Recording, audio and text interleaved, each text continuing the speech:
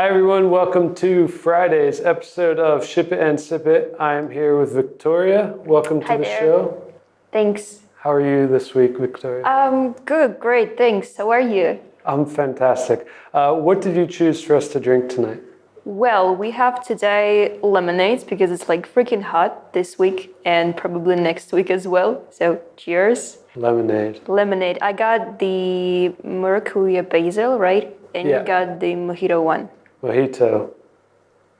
Cheers. Cheers. All right, news this week from Paralect. First of all, there's a new showcase up on our website. It's about I Mitigate Risk Global, which is a big, comprehensive SaaS product that we built with David Baxter, the founder, and it tackles insurance risk and mitigation of insurance risk on large-scale construction sites around the world. That's an exciting product. It's been in beta for a couple weeks now, almost a month. The early reviews are really good, and we're really excited to continue working with David to bring it to more customers, and everyone that's tried it so far really loved it. What's news from your side? Well, I finally came here to you to be your guest, honored guest. Just working on my two projects. Yesterday I held the demo for one of them. It was like pretty great. I suppose the client is really happy with us, happy with working with Paralect together. So yeah, so far so good. Thanks. Awesome. When did you start at Paralect, and what was your sort of first impression of the company? What made you think, hey, this is a cool team, I want to be a part of it? Well, I joined Paralect about 7 months ago already, so I was kind of the first person who joined Paralect in 2021. And how did I feel that this is like the right company for me? Actually, a really great story, because I remember when I was looking for a job, I already got 3 job offers, and I just somehow decided to apply for Paralect's job opening, and it was somewhere in project management department. And I'm like, okay, I can apply there. I remember my first interview with a recruiter, and this was not like the regular interview when you are just shaking, you're trembling, you're afraid, you're scared of questions, you're afraid of your interviewer. This was more of the welcoming and inviting talk with your probably good acquaintance. And right after the talk, I felt like, okay, I like those guys, and I was really looking forward for another step of the interview, which was also really great. I managed to talk to some people from project management department. And then I remember my first day when everybody was really welcoming. They were like, hi, how are you? How do you like it here? And I was like, wow, I like it. And that was really awesome. So everyone who is still in two minds whether to go here or not, you definitely should go. You will not regret this. Yes. No. We've got a ton of openings, a smattering of different positions on join.paralect.com. Check it out. It'll be right here. Have a look. If you find something you think you could fit into, please apply and chat with us. Was Paralect your first job out of university? No, actually not. I managed to work in 2 companies, I suppose, because I firstly started with the accounting firm from the Big Four. It was KPMG. I don't know whether I'm allowed to say another company's names. All right, and I was kind of the assistant to the chief auditor, I suppose, something like this. And another one, it was a startup connected to the investments. I was like the financial analyst, something like that.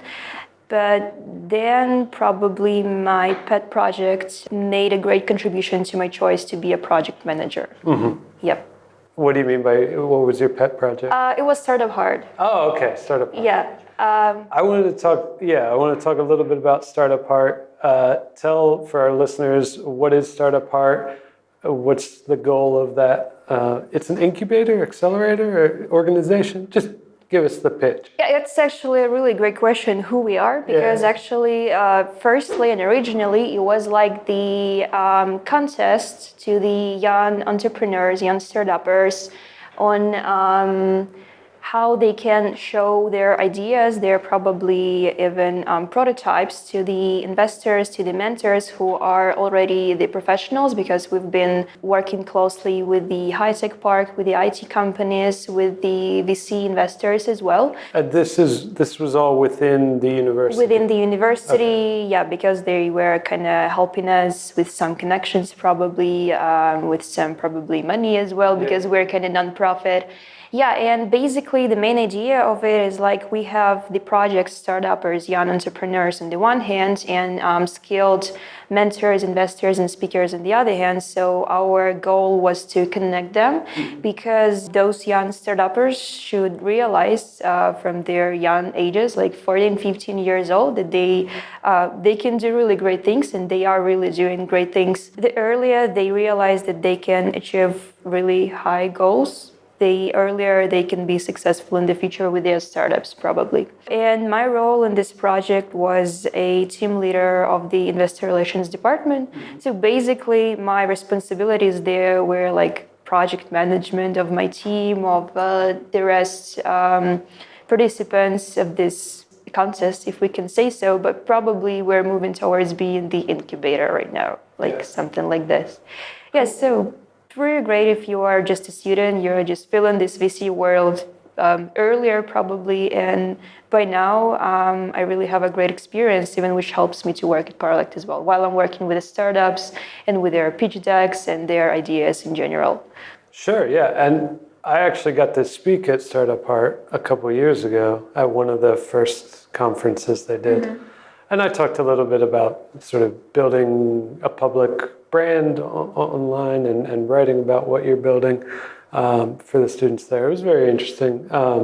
For me, it was a chance to practice my public speaking, and hopefully the students got something from it as well. Yeah, definitely. We developed a lot like for these 3 years, right? Yeah, it's going to be the first season already in September. I think it was one of the first years that it happened. So I'd be keen to go back and join another conference. Oh, we will be really happy to have you back, definitely. Awesome. In my perspective, it seems like Startup Heart was sort of the business or economics university side of the education system here, which is really strong in engineering and programming. But with you guys doing Startup Heart, it's more about founding and business development and teaching those students the skills they need to lead young companies. Is that sort of an accurate assessment of it? Yeah, probably right. We were not dealing closely to those technical things. Definitely, we had some guys who were helping us with this. They were also students, but mostly it was for developing our soft skills, about our management skills, how we can negotiate with people, especially with the investors. Because I bet, like some of us would definitely found their own companies. And this experience will really do a great job for them. They will remember this.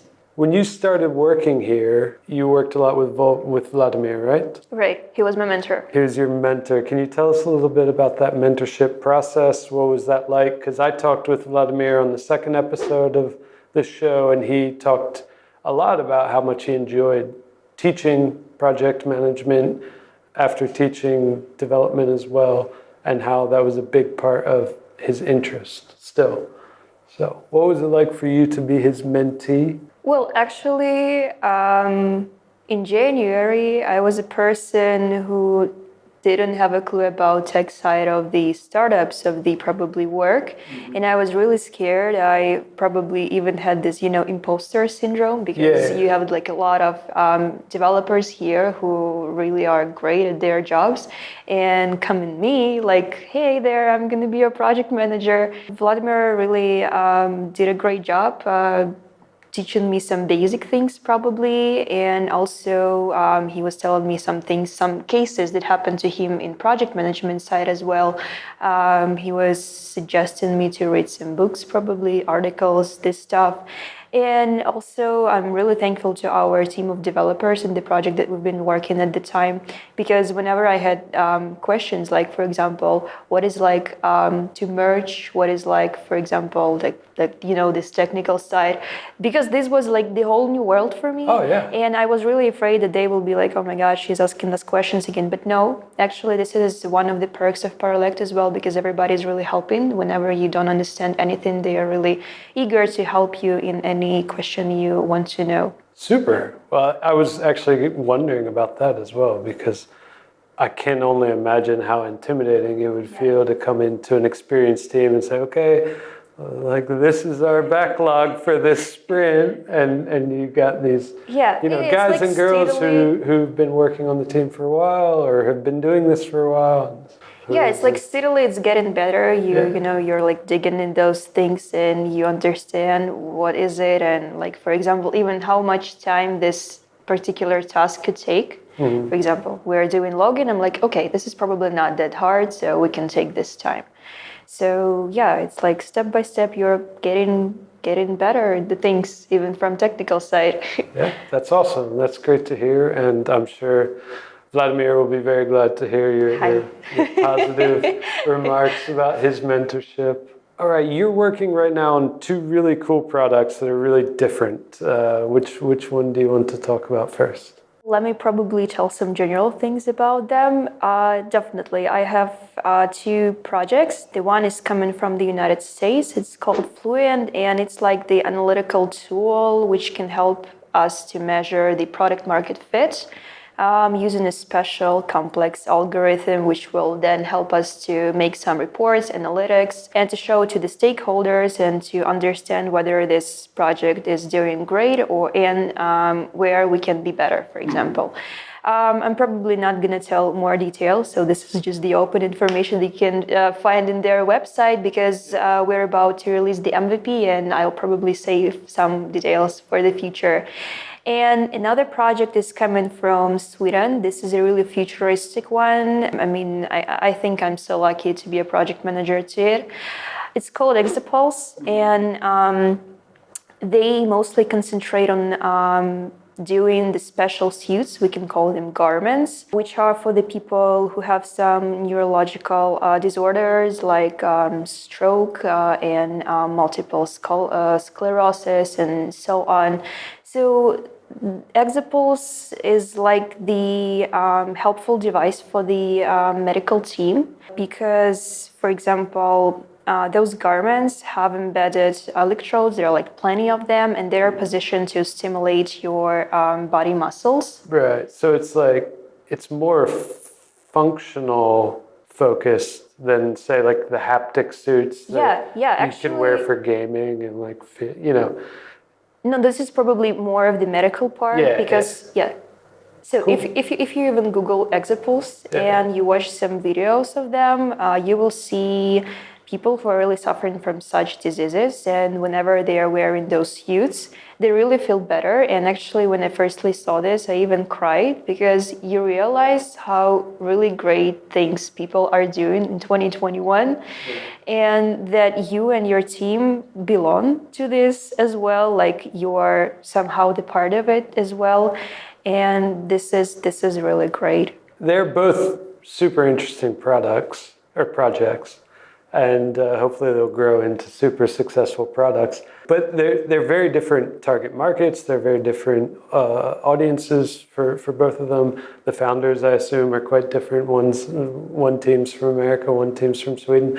Do you struggle at all with like context switching between them, or do you have like this time block is for the American project about startups, and this one's for the Swedish project about suits for people with disabilities? How do you go back and forth? I was actually thinking, for example, okay, I can dedicate my first 4 hours of work to Fluent and another 4 for the EXOPULSE, but I don't know, I didn't manage to do this because questions pop up during the day, from the different projects, and I just try to multitask between them.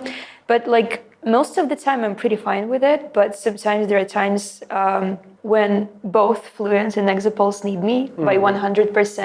And I'm like, okay, I need to work hard right now, but that's totally fine, I guess. And it sounds like you're handling very well. Thanks. Great job. You're doing great.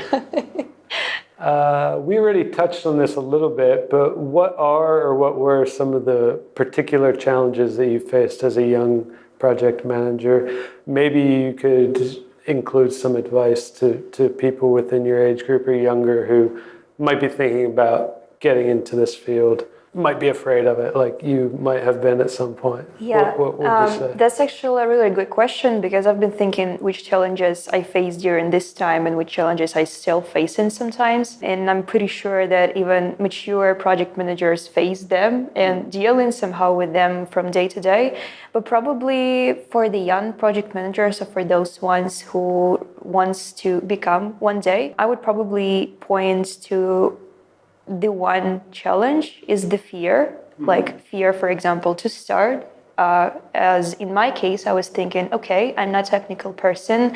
I can't do this. I would be like the imposter there. I won't be successful and blah, blah, blah, all this stuff. But then you're just trying to do this and step by step you're getting better. So just don't afraid to start, don't afraid to learn new things, don't afraid to read extra, don't afraid to talk to people because people, especially from the tech side, they are really friendly. I mean, most of them, but I met only friendly ones. Here at Paralect, they're only friendly. Yeah, so, and everybody here and also in tech, whenever, I don't know, in LinkedIn or somewhere in tech chats, they can help you. They can tell you some things that you can learn. You can read articles, whatever. Just start doing things. Don't afraid, because if you try, you will know what's going to happen. But if you won't try, you will fail from the very first step because you're not trying. So this is probably the very first and the main challenge that each of us young project managers and young people face. Yeah, and probably those tiny challenges that you face every day, like, okay, something's not working. The client says that, oh, this feature is not working right now. You should fix it. That's probably fine. And it's actually really fine because it happens like every day, every time. You should just not take it really close to heart. You should just think of the solution, see to the problem. In case you need the developers, just ask them to fix this, and this is it. Because clients are also people and they understand that these things happen because we are still in progress, we're in development phase. Is project management like in the minds of your peers and like people that you went to university with, your friends, say, I want to go through university with whatever degree and eventually become a project manager? Is that like a dream gig, or is it just sort of tech is where I want to be as a whole, so eventually I'll get there somehow, somewhere? I guess what is the view of these different roles in tech as a younger person here? Well, whenever you're studying at university, I'm not sure how it's in tech universities, but I was majoring in corporate finance. So somehow I was connected to startups. So it's not like a really new field for me. Yeah, but still, whenever you're at university, you're probably thinking, I mean, I will tell about my case. Whenever you are like the economist, the finances, whoever you are, you're thinking of working somewhere in, for example, business, like financial analyst, like I started as well. And then just personally, I realized that this is probably not my case because I'm not the person who will just sit and see to those, sheets. I mean, like accounting and this stuff. Spreadsheets all day. Yeah, and probably someone really likes it, but this is not my case. I'm not telling this is not really interesting. This is just not my case. This is not for me. Me too. We can be friends. Cool. Yeah, and so I was just thinking, how can I apply my communicative skills, maybe my skills that I gained in startup art. And I've been talking to people and they're like, oh, you can be a good like business analyst or a project manager. I'm like, okay, I can think of that. So I just started to investigate this thing. I listened to some courses. And I realized that, yeah, this is probably what I want to do in the future, at least like in the nearest future, I just give it a try. That's how I appeared at Paralect. Yeah, but definitely, whenever you're at university, probably it's so hard to understand what project manager do, what business analysts do. Like, this is completely like, wow. You hear the word business and you're like, oh, well, okay, this is going to be something really cool. And like management, okay, you're like going to manage people, you're going to sit somewhere, you're going to say what to do to people, and that's it. But this is not true. If you still think like this is not true. All right. Well, now that you have that inside view of the truth, what it is really like to be on a product team, to build early stage projects up from nothing for different industries. What products do you look at now that you know all of that behind the scenes stuff? What products do you use, apps or websites that you're like, wow, this team's really cool. Maybe I would love to be on that team someday, or this app's great just to use and I love the way it's designed, I love the way it works. Are there any? This is going to be true. It's really true if I say that I really like Paralect website. Paralect I mean, website? check other tech websites and they're like, okay, they're like basic, they're not that interesting, but please open Paralect site one more time. You will know what I'm talking about, really.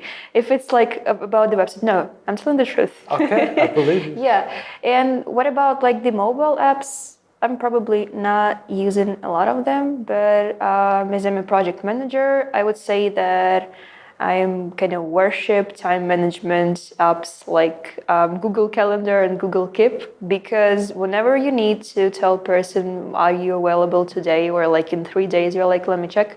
You're just checking like, okay. You learned this from Vladimir, didn't you? Because he said the same thing. I don't know, really? Yeah, he's like, Okay. I love Google Calendar. I use it for everything. It's really convenient, because whenever you have like meetings as a project manager, you have like plenty of them. You can have like the whole day with the meetings, no time for real work. Yeah, and it's really convenient to track your activities during the day or the weeks. In terms of activities, I talked with Igor, our CTO, who's also on the show, but I talked with him about how I was going to interview you, and he's been suggesting you as an interviewee for quite some time. And he said that he is super impressed with what you're doing as a young project manager. Thank specifically, you. I didn't know that. Specifically, the reports that you've made for Fluent and the sprint reports that you've done. He says that they're really helpful to the client. They're really helpful to the rest of the team. What we can show a little preview, quick scroll through of what I'm talking about. What spurred you on to make these nice reports instead of just typing up a list of this is what we did this week, this is what we're doing next week? These look nice. They're presented with little nuggets of inside info that help the client understand what's going on with the team. What was your ambition for this? Where did it come from? Well, I've been thinking about the thing that you told, like, okay, like at the end of each sprint, you will just take this regular basic text in Slack or via email that we've done this, we're planning to do this next sprint. And for example, we have those problems, or we're good at this things, like whatever. And I've just been thinking, how can I do it better, more beautiful? Because those clients, they're really cool, and they kind of inspire you to do things like their project really great. And I've been thinking, what if I can do some reports, like the presentation for them, so they can also somehow, I don't know whether they're gonna do this or not, but just scroll down and see how the process was, what we've been doing. And yeah, I just put there the regular analysis. For example, we've done this, we were planning to do this, and probably some small items like, for example, this sprint was really great because we've done all of the tasks. And for example, this is our MVP timeline, and for example, this is time left, and we're here right now. And this gives them the vision of where we are right now and at which step, and when we can, for example, show this to the real customers as well, as we do already, even before MVP release. And yeah, I think it's even interesting for me because I'm like, okay, I'm doing a really cool stuff right now. So it's not the basic report. So I can show it also in the company so they know how we are doing. Yeah. So yeah, everybody is aware that we have these things, and probably if we have some problems, they are also in this report because this is like project. Some things happen bad or good, but this is project. Well, that's good, and I'm glad that you enjoy it. The designs are very lovely. What do you use to make it? Oh, actually, I used the help of our head of design, Vika. So really thanks to her because I did mine, and she like, I can help you with this. I'm like, thank you so much. You mentioned that part of your sort of 6-month journey into where we are now as a project manager involved a lot of learning. What are you eager to study next, or what are you digging into right now to sort of become better, faster, stronger project manager for Paralect? Well, I've been really doing a lot of online courses for this time whenever I was not dealing with my diploma thesis, but yeah. That's fine. Yeah, I mean, I want to deepen some project management foundations and probably to learn about more techniques, methodologies, probably. And actually, I have just been enrolled to master's degree program in management. Yeah, and probably in the future, I've been thinking of learning how to code as well because I see it also fascinating and I like how it's very logical. So I think one day I can code somehow as well. Cool. So, not slowing down at all. Nope. Well, that's good. That's good to hear. All right. Imagine that you've already been doing this wonderful job for 10 years. Okay. and it's not so wonderful anymore. You don't want to look at the project management software anymore. You don't want to make the reports anymore. You don't want to look at your Google Calendar every day, every minute, every hour. And you want to just completely switch out of tech and go do something with your hands, or people come to these conclusions sometimes. You burn out on tech, you burn out on the digital world. What would you pivot to? What's your like alt career dream? I don't know. Probably this is gonna be something connected to VC world still. Maybe I'm gonna be a speaker, mentor. Maybe I'm gonna found my own startup. Maybe I'm gonna be engaged in some That's not business. really pivoting out of tech at all. No, I don't know. You don't dream of like baking bread in a village somewhere in the mountains? Well, actually, a good idea. Maybe I will grow plants because right now I'm growing my own basil, lemon, and avocado at home. Oh, wow. Yeah, like those plants. I'm staying at home a lot. I'm like, okay, and actually it's even growing. Well, congratulations. I'm not bad at this. Probably in 10 years, I'm going to be a farmer. A farmer, perfect. We'll still need farmers in 10 years. Right. Ooh, you talked about starting a startup. Yeah. Is that you've been, working with Startup Heart, connecting with investors.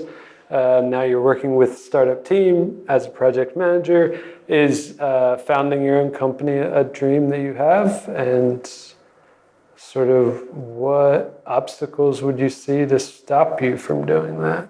At this very point where I am, probably I'm not ready to open up my own company because probably I don't think I have the value that I can bring to the world. Maybe I should still work with several projects to think what I can help them and which is going to be the mission of my company in the future. I don't know. I just think that I need to live a couple more years to understand where to go. But still, this is a really great idea because you're founding, in my opinion, you're founding the company not to just earn money and do like, okay, I'm earning money and everything's fine.